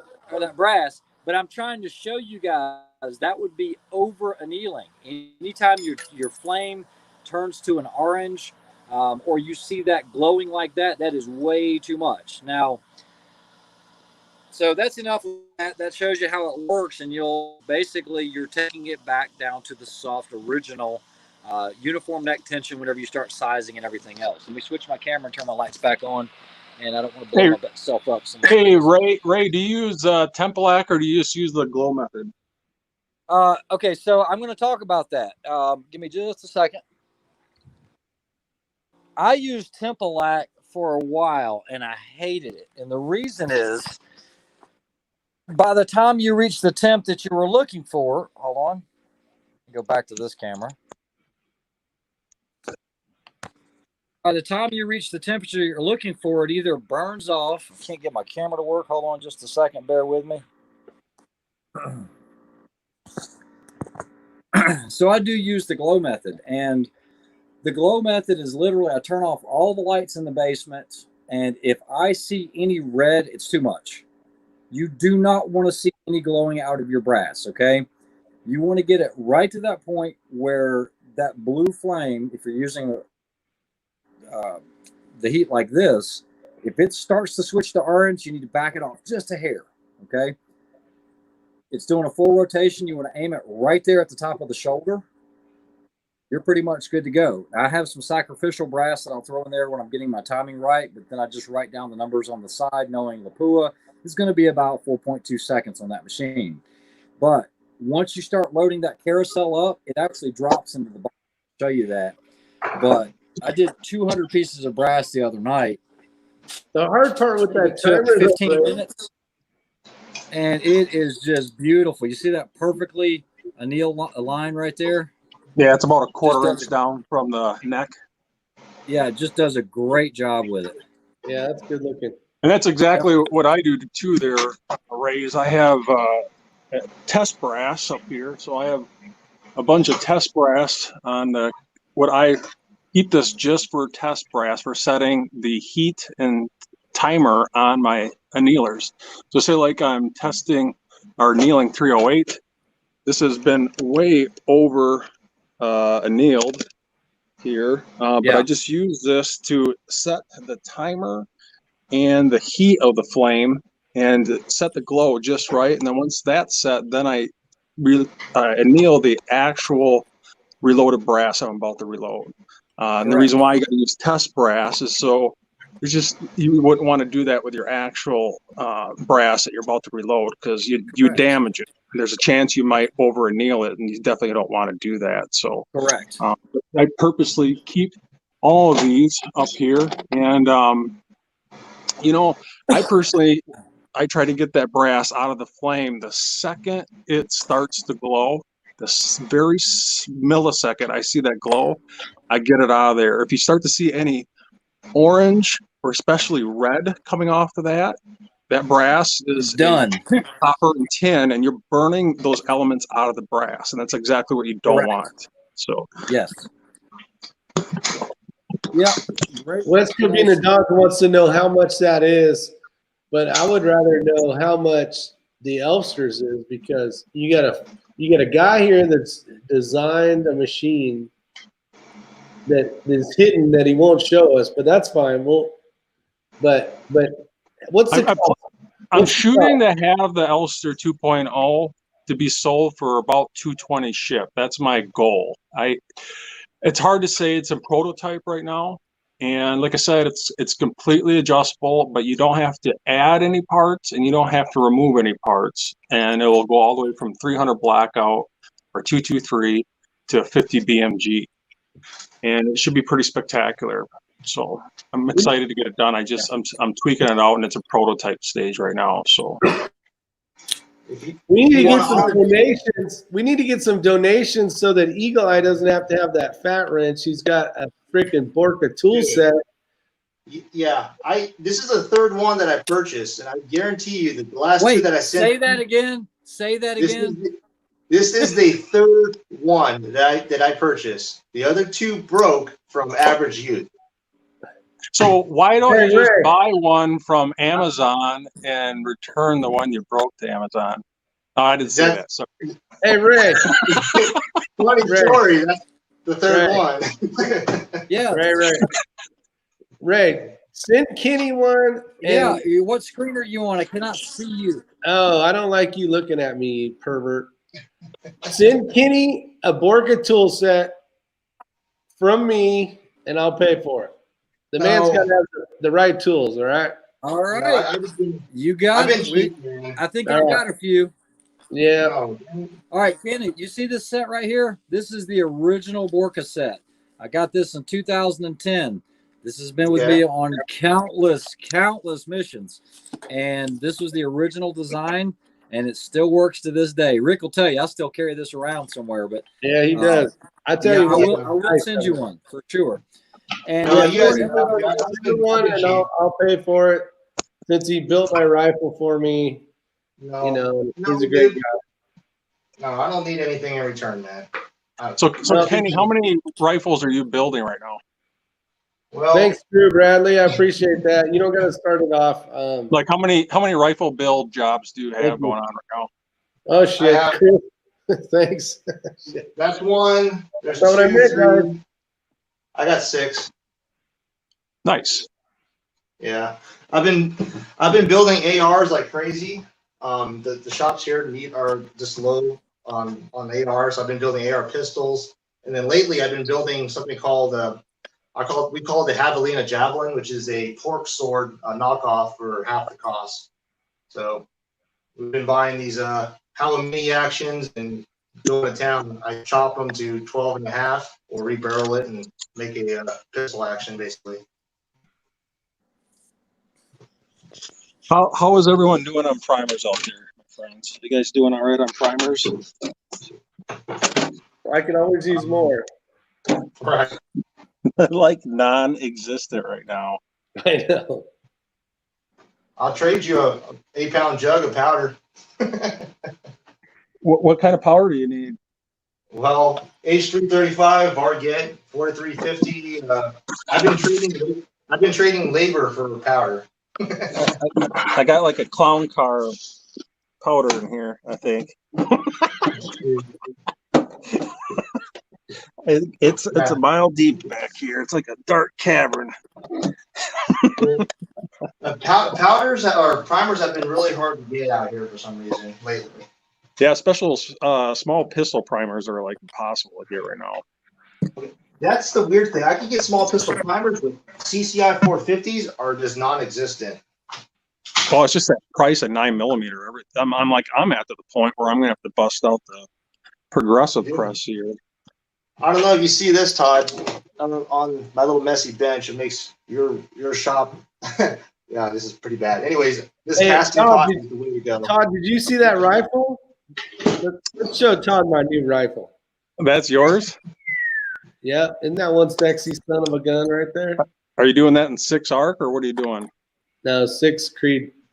6 Creed. You know what I would really like to have is a 6BR. I can do that. I have a reamer. Yeah, I can do that. Wrote a song about it. There, ding, ding, ding, ding. That's Get a 6BR or 6 Dasher or something like that. I'm in a retirement community, and the folks out here are very old school, so they have a lot of tools that I pick up in the estate sales all the time. I have a bunch of reamers like that. modified flashlight. Thanks, +5. Appreciate Thanks, it. +5. Appreciate that. I gotta check out the chats here. I've been babbling too much here. Oh man, come on! There's so many great people. There's 73 great people out there talking greatness. Yeah, I was wondering why my premiere had such low counts because some jackwagon was freaking doing a live shit while I'm trying to do a premiere. I just get. I know. I'm but just in the back of your head, you're really not. You're going, son of a boy. That all right, man. I gotta head out because my girlfriend's probably gonna kick my rear end here soon. Hey, since she's still your girlfriend, you got to train them the way you want them trained. Because once they're your wife, there's no turning back, buddy. So if you decide you want to be out in the garage or wherever you're at screwing off, you need to draw a line right now. I'm only saying shit because my wife's not here right now, so it's all good. All right, you guys take it easy. I just felt like coming by. Get old Rick some shit. That's right. Yeah, you know me, Gene. All right. Don't you know? Never mess with Elster. Elster's rifles. All right, so we have a special guest. This is not Mini X. This would be Maxi X. Maxi X. There you go. Oldest ones. He is. That's awesome. How are you? Mini X's sister. Oldest I'm daughter. good. How are you? Sister. Oldest sister. I'm sitting there looking at you and talking. Bye, thanks. Bye. Well, I'm trying my best to read these stupid little comments. And I don't have my glasses on, so I'm having to. That's why I'm so far away from the camera. I hear you. What's up, Hoot? I haven't seen the Hootster in a little while. Commando 97. What's the reloading between 6 arc versus 6 Creedmoor? The difference is going to be the volume of powder, probably. Typically in 6 Creedmoor, right now I'm just going to give you a number, around 41 grains. Kenny, any idea without pulling a bullet, how many grains we're looking at of, like, let's say H4350? It's roughly in the 31 that I pulled apart on the Hornady ones. So the same case capacity as a Grendel, but they're using different powder versus a Creedmoor. You're looking at the powder range of 8208, Varget, and all that. Correct.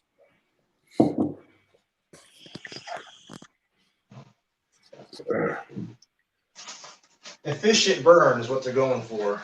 It's supposed to completely burn all granules within, he said, 16 inches. is what they're advertising. Yeah.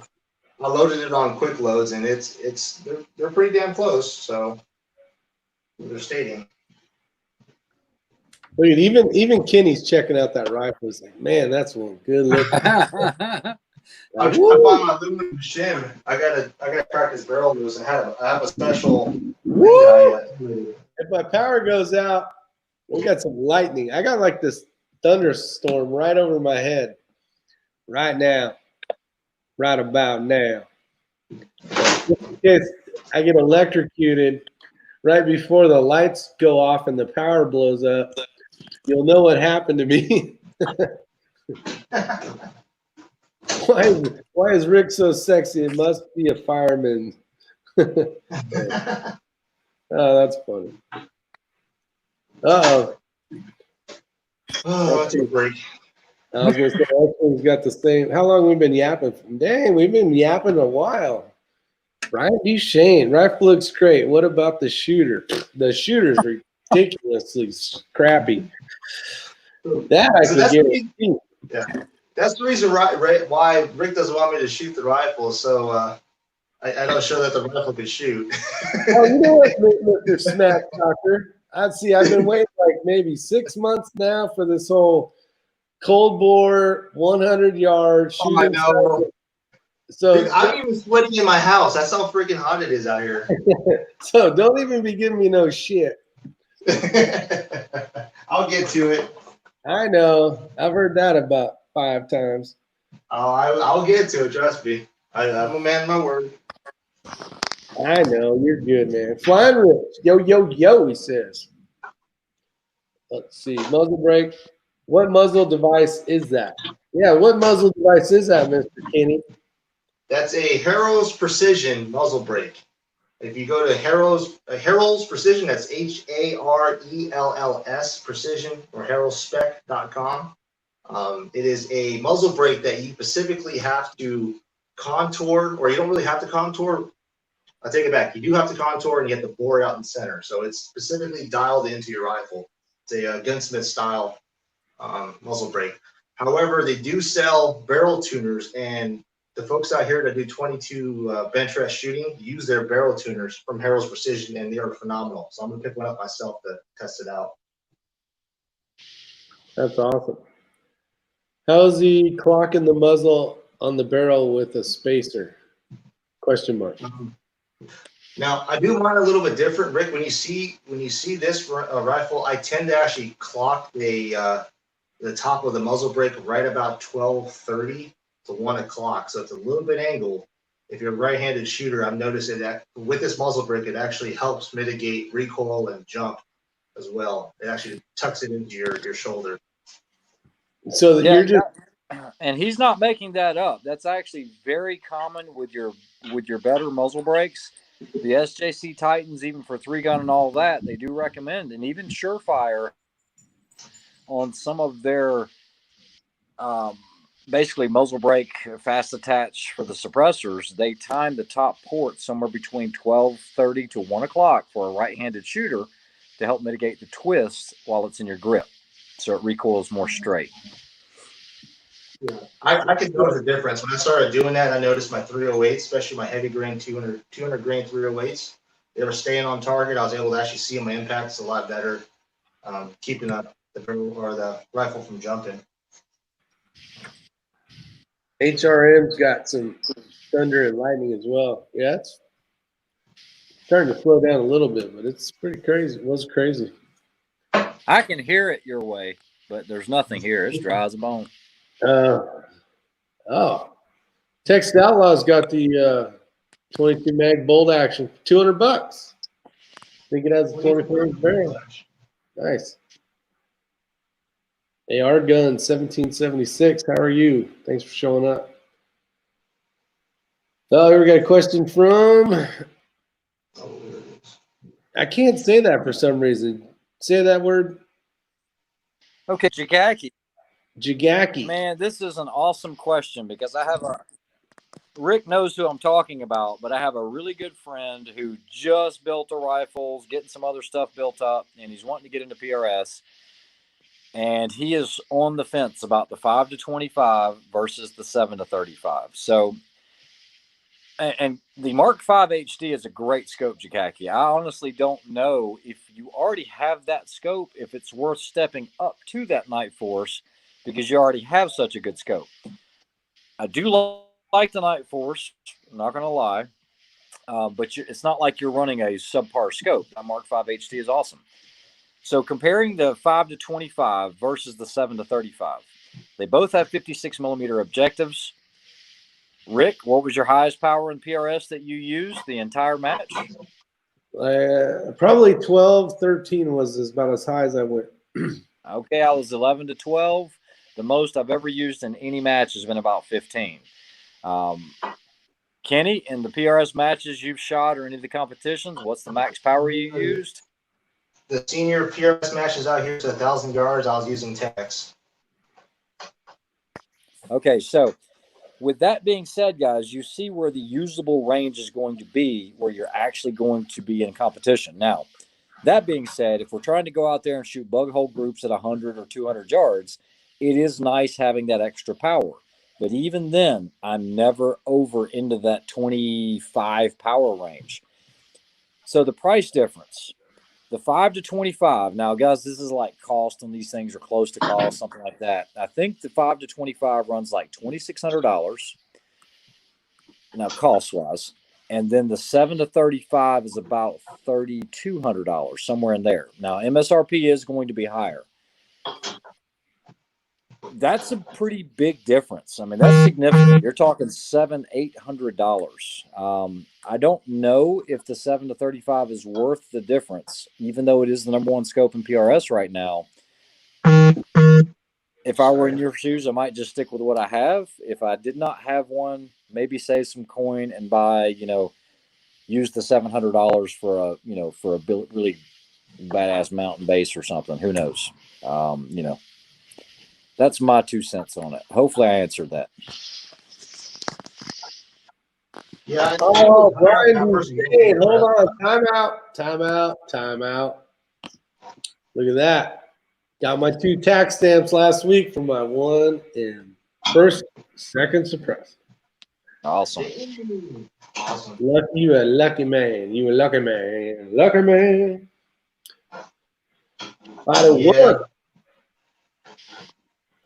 Yeah, 147 for 6.5 Creed. Yes. Jerry Parker. I like Jerry's new logo. That's cool. Dang. Get going here. So, Kenny, when are you thinking that thing? Probably in the next week, you said, right? What? You ship it out? We talking about your rifle? Yeah. No, I was going to ship it out at least by this week. I'm going to get it laser engraved. I'm going to do a test laser engraved first. Don't do that. Yeah. I'm a little bit eerie, but I'm going to keep it simple. I'm going to do a test laser engraved first on a different action. And then I have to put my mark on there according to the FFL. I was just kidding about that, Kenny. I never told anybody about it because I knew It's fine, man. going to see it anyway. It still frustrates me to this day because I spent my blood, sweat, and tears literally making these rifles. Busted my knuckles on that one specifically. And then it takes a couple seconds on the laser engraver to freaking mess up the aesthetic. Yeah. It's amazing what 5 seconds in the laser can do. It's like, damn it, really, dude? Yeah. AR. So, question of why do I run the 147 opposed to the 140s? Because a lot of guys run the 140s as like the round. That's the weight. And I don't know. For me, I like the heavier bullets. It seems to buck the wind a little bit better. It's not much. It's only 7 grains. But you'll also see I had that same propensity with the 6mm Creedmoor instead of. Yeah. I don't know. I haven't really had luck with the 147. Any fan of heavy bullets, especially in the. What's that? I'm sorry, I didn't mean to interrupt you there. I never had luck with the 147s compared to the 140s. This Oh, you comment. had luck with the one? The 147s never hold as for some reason what I noticed downrange was the 140s were holding a tighter group than the 147s. Yeah, and see, that's the exact opposite of what the AI does with the proof barrel or the AI barrel. And you know, even when I went to the A-tips and the 153s, it did even better. However, those are some darn expensive bullets.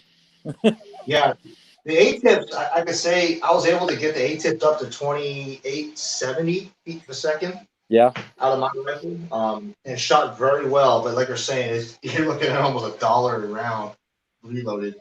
Yeah, you do know that when SoCal was on here, that private load that we use in the AIs, we stay supersonic with Hornady 147s to 1,800 yards. That's phenomenal. That's crazy. Yeah, but but you cannot use that load with any other rifle. It won't you'll work. blow everything up with that shit. JH 586. How you doing, Jamie? How are you doing? So Elster had texted me. His girlfriend put, "Who are you yelling at? Been trying to sleep and it's so beyond loud." Poor Elster. Poor Elster. Texas Outlaw. Well, Yeah. you guys got hell, we're at almost 2 hours. I mean, this has been a great, enjoyable chat for sure. But Yeah. it must come to an end one day soon. Right. Well, you guys see what I'm doing. I'm going to be doing basically a shootout with a 6R, testing almost everything that I know, playing with the 6mm AR Turbo, that cartridge, and just want to see if I can help folks out decide if this is a cartridge for them. As you know, from my personal experience and seeing on YouTube, I haven't seen really good performance out of this cartridge yet, out of the promo rifles that I've seen, and I just I know it does better than that. You're scaring me, Kenny. I know. Well, I just don't think the factory ammunition is dialed in for what they're trying to accomplish. They're trying to keep it at that 52,000 psi to operate a gas gun correctly, but it's not hitting the node correctly. Yeah, by the way, I did get the Manners chassis sent out to you today. You should have it, I think, Friday. Awesome. Okay. I've got the tracking and all that, but I figured it was all good.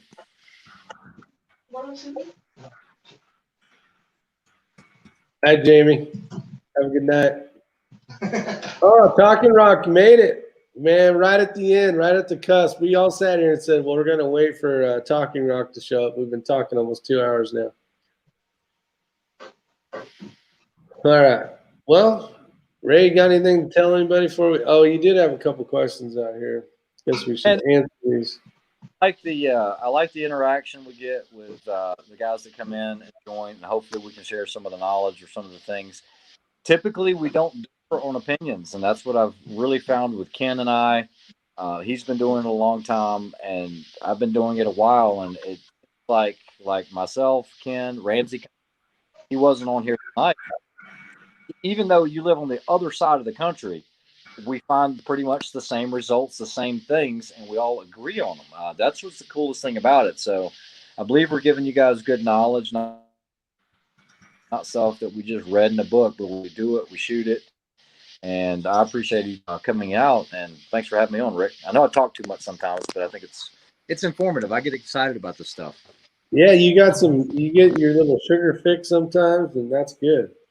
The Arkin Optic, yeah, we heard of that. Let's see, Bunny Farts just showed up, of course. You got Scott with Inside Freedom showed up, and of course we're rocking and rolling and getting out of here. So appreciate it. You guys have a great night. Thanks to everybody for showing up. This was an awesome chat. A lot of you, I mean, we had a lot of people in here tonight, so thanks again for everything. And we will see you guys soon. I know I'll be soon. Hell, I might even do a chat after this one. Probably not. I need to eat something, but yeah, there's going to be a lot of live chats, and we got some videos coming out as well. And +5 if you're still here. I actually did a quick thing on that tripod, so I wanted to send it over to you so you can look at it first before I let it out. And then other than that, that's it. So we got videos coming. Everybody's rocking and rolling. I got a new rifle coming, and Kenny's building more rifles, and Ray's got a couple new badass 6.5 Creedmoor looking Red Rocket ninja ship that he'll be going to be doing a video on. So with that said, you guys take care, like, share, and subscribe, all that fun stuff, and see you guys on the next one.